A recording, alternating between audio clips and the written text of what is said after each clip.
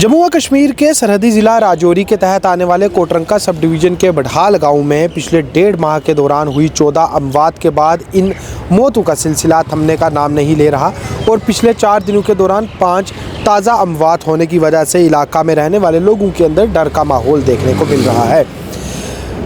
मरकज़ी हुकूमत के साथ साथ जम्मू व कश्मीर हुकूमत की तरफ से इस पूरे मामले को लेकर बड़े पैमाने पर कार्रवाई का आगाज़ पहले ही किया जा चुका था, जबकि आज एक मरतबा फिर मरकज़ की तरफ से भेजी गई एक आला सतह टीम राजौरी पहुंच रही है, जो इस इलाका का भी दौरा करेगी और इसके साथ साथ अस्पतालों में ज़ेरे इलाज लोगों से भी मुलाकात करेगी।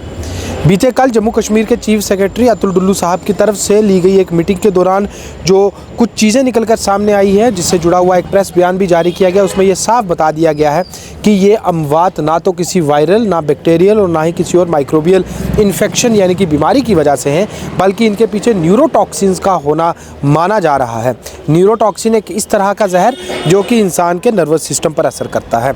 जम्मू कश्मीर पुलिस की तरफ से एक स्पेशल इन्वेस्टिगेशन टीम को भी कायम कर दिया गया है और दूसरी ओर पहले से ही महकमा सेहत की टीम्स, गवर्नमेंट मेडिकल कॉलेजेस की team, national centre for disease control, national virology institute, Indian council for medical research जैसी कौमी सतह की टीम्स पहले ही इस मामले की तहकीकात में जुटी हुई हैं और अब यही उम्मीद है कि न्यूरोटॉक्सिन्स की वजह से ही ये सभी अमवात हुई हैं और अब खंगालना ये बाकी बचा है कि न्यूरोटॉक्सिन्स आखिर इन लोगों को कैसे मिला। क्या किसी ने किसी साजिश के तहत इन्हें न्यूरोटॉक्सिन जहर खिलाया या फिर ये गलती के साथ कुछ ऐसी चीज़ खा बैठे जो कि एक एक करके न्यूरोटॉक्सिन फैलाती गई और इनकी अमवात की वजह बनी है। बहरहाल इन तमाम हालात के बीच लोगों के अंदर एक ही सवाल है कि कब राजौरी ज़िला के बढ़ाल इलाका में इन अमवात का सिलसिला थमेगा।